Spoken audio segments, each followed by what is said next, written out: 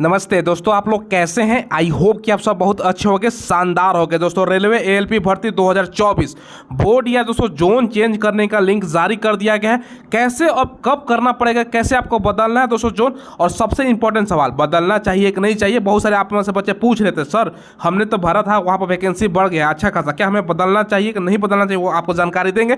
और सबसे बड़ा चीज़ ये है ना, बहुत कम दिनों का समय दिया गया है दोस्तों बदलने के लिए। और आप लोग पूछ रहे थे एग्जाम के बारे में कि सर एग्जाम का डेट कब है। ये नोटिस मैं दिखाने वाला हूँ, उससे एग्जाम का डेट भी आपको पता चल जाएगा कब एग्जाम आपका होने वाला है। चलिए पूरा वीडियो को शुरू करते हैं। और देखिए दोस्तों, मैंने नोटिस ओपन कर दिया है। Government of India, ministry of railway, railway recruitment board, important notice. एक एक करके सारी चीजें मैं आपको बताता हूँ, ध्यान से समझिएगा।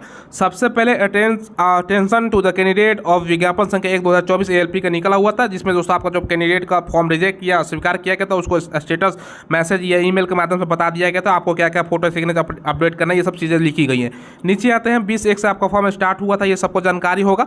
अब स्पेस के माध्यम से सारा रिजेक्ट जिसका हुआ है वो सब आपको जानकारी दिया गया था, ठीक है। अब नीचे आते हैं, चौथा नंबर पॉइंट, यहाँ से इंपॉर्टेंट चीजें हैं। सबसे पहले जो आपका है ना, तो मॉडिफिकेशन का जो विंडो है, यानी जो लिंक एक्टिवेट होगा ना 29/7 से, 29/7 कहने का मतलब है 29 जुलाई से दोस्तों रात्रि 12 बजे से चालू होगा। मॉडिफाई कर सकते हो। और कितना दिन का समय मिला है, मात्र 7 अगस्त 2024 तक रात्रि 12 बजे से पहले भैया 11:59 तक ही आपका समय है। यानी कह सकते हो मोटा मोटी कुल मिलाकर 8 दिन का आपके पास समय है भैया। मात्र 8 दिन में आपको बदलना है, क्योंकि टोटल जितना बच्चे 19 लाख के आसपास अप्रॉक्स में बच्चे फॉर्म अप्लाई किए हैं, तो सभी लोग मोटा मोटी दोस्तों बदलेंगे ही। कोई इधर बदलेगा, कोई इधर बदलेगा, तो बदलना तो है ही। तो आपको दोस्तों बदलना चाहिए कि नहीं बदलना चाहिए, इस वीडियो में पूरा आपको जानकारी देंगे। और सबसे पहले दोस्तों ये ध्यान रखिएगा, देखो यहाँ पर लिखा गया, if the candidate falls to express modification option during the above mention period, no further changes will be given. अगर दोस्तों मान के चलो आप बदलते नहीं हो तो भैया दोबारा आपको मौका नहीं मिलेगा। और सबसे बड़ा सवाल है कि सर हमने बदलना क्या 100% कंपलसरी है?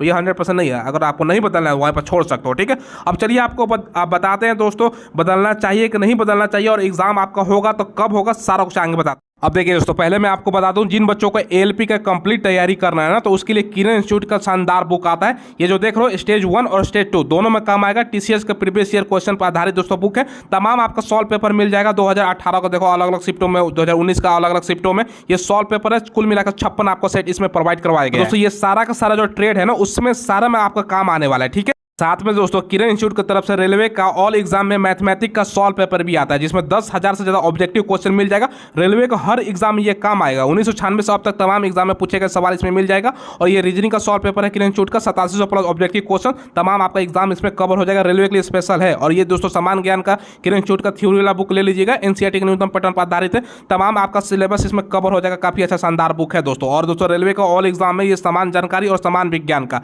क्योंकि साइंस की भूमिका रेलवे में अच्छा खासा दोस्तों सवाल रहता है। ये सॉल्व पेपर है जिसमें 1996 से अब तक का सारा सवाल मिलेगा, और 3790 प्लस क्वेश्चन है। ये रेलवे के केवल एएलपी में नहीं काम आने वाला है, आरपीएफ, एसआई कांस्टेबल हो गया, जेई ग्रुप डी, एनटीपीसी सब में काम आने वाला है। इस सब बुक्स का लिंक आपको वीडियो के डिस्क्रिप्शन में मिलेगा, वहां से ऑनलाइन ले सकते हो, या नदी के बुक शॉप पर मिल जाता है, वहां से भी ले सकते हो। अब देखिए दोस्तों, आपको एग्जाम कब होगा एएलपी का समझिएगा, मैं बता रहा हूँ, ठीक है। आपको मोटा मोटी अंदाजा लग जाएगा।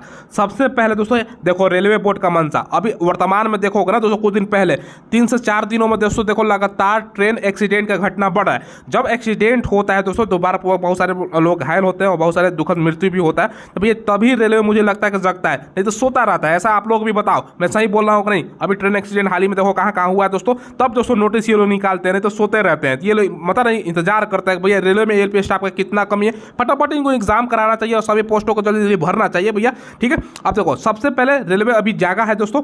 सबसे पहले अगर विंडो करेक्शन का देखो, मात्र 8 दिन का समय दिया है, नहीं तो देने के लिए 220 दिन 30 दिन भी समय दे सकते थे। यानी इनका मंशा ये है कि फटाफट सारा कुछ समेट कर एग्जाम कंडक्ट करवाने का। अब देखिए दोस्तों, ये आपका 7 तारीख तक तो आपका अगस्त में चलेगा, उसके बाद 15 अगस्त 20 में आ जाता है, तो भैया कुछ आपका होने वाला नहीं है। ये दोस्तों अगस्त के महीने में आपका कुछ नहीं होगा, ठीक है। अगस्त का महीना सारा स्कूटनी वगैरह सारा कुछ में लग जाएगा दोस्तों, ठीक है। अब ये आपका जो पेपर होगा ना एएलपी का, मैं बता रहा हूं दोस्तों, तैयार हो जाए। ये दोस्तों आपका सितंबर, ठीक है, सितंबर में आपका पेपर भैया होने वाला है आप लोगों के लिए। ये सितंबर का लास्ट तक दोस्तों पेपर ये लोग करवाएंगे, ठीक है। सितंबर में स्टार्ट होगा, लगभग आपका 1 मंथ तक आपका पेपर चलेगा। सितंबर से अक्टूबर तक ये आपका एएलपी का एग्जाम होगा। उसके बाद दोस्तों आप लोगों को ध्यान होगा टेक्नीशियन का एग्जाम बाकी है, तो एएलपी का खत्म होगा, उसके 15-20 दिन बाद हो सकता है एएलपी के स्टार्ट करें। फिर दोस्तों आपको आरपीएफ का आपका एग्जाम इनको कंडक्ट करवाना है, एसआई प्लस दोस्तों कांस्टेबल, तो वो धीरे धीरे आपका हो सकता है कि कंडक्ट करवाए, तो वो अलग चीज़ है। एएलपी का मैंने बताया कि भैया सितंबर में आपका पॉसिबिलिटी है, तो आप लोग उसी के अकॉर्डिंग तैयारी करो।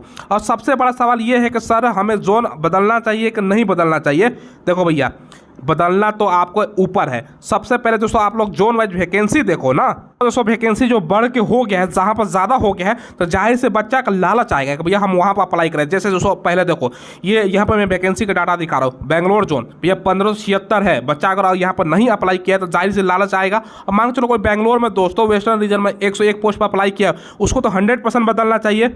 अगर आप यहाँ से है तो बदल दीजिए, क्योंकि 101 पोस्ट है, कंपटीशन का भाई स्तर देखो काफ़ी भैया उच्चतम होगा। तो यहाँ पर आपको जो बच्चा है यहाँ पर बदल सकते हो। और देखो नीचे आता हो, अब वैकेंसी की संख्या यहाँ पर देखो दोस्तों 130 पोस्ट है जम्मू और श्रीनगर में। तो भैया यहाँ पर कंपटीशन देखोगे ना तो बच्चा अच्छा खासा पोस्ट अप्लाई किया हुआ है, तो यहाँ पर भी बदल सकते हो। बाकी दोस्तों इसके अलावा देखो यहाँ पर मालदा में, भैया मालदा में SER में 187 पोस्ट है, तो यहाँ पर भी बदल सकते हो आप लोग अगर चाहते हो तो। ER में मत बदलने का, SER में बदल दीजिएगा, ठीक है। अब पटना वाले बच्चे मात्र 38 पोस्ट पटना में है और मुजफ्फरपुर में। अब यहाँ पर जो भरा हुआ है दोस्तों पटना वाला, सोच के भैया चलो वैकेंसी कम है, यहाँ पर वैकेंसी बाद में इंक्रीज हुआ ही नहीं। अब जहाँ जाहिर सी बात है यहाँ पर नहीं इंक्रीज हुआ है तो आप लोगों को जरूर बदलना चाहिए। हाँ, कुछ बच्चा कौन नहीं बदलेगा, जो ऑलरेडी ALP में जॉब कर रहा है, मान चलो उसको पटना आना है, नज़दीक घर के पास आना है, तो उसको क्या बदलने की जरूरत है। जॉब भी होगा तो ALP में होगा, अगर पास में हो जाता है तो वो बच्चा अप्लाई किया है। तो ये सब बच्चों को मैं बोलूँगा कि भैया बदलना चाहिए। अब सिलीगुड़ी में देखो भाई 87 पोस्ट है, यहाँ पर भी बदलने का जरूरत है तो बदल सकते हो आप लोग, ये भी आपको मैं बता रहा हूँ, ठीक है।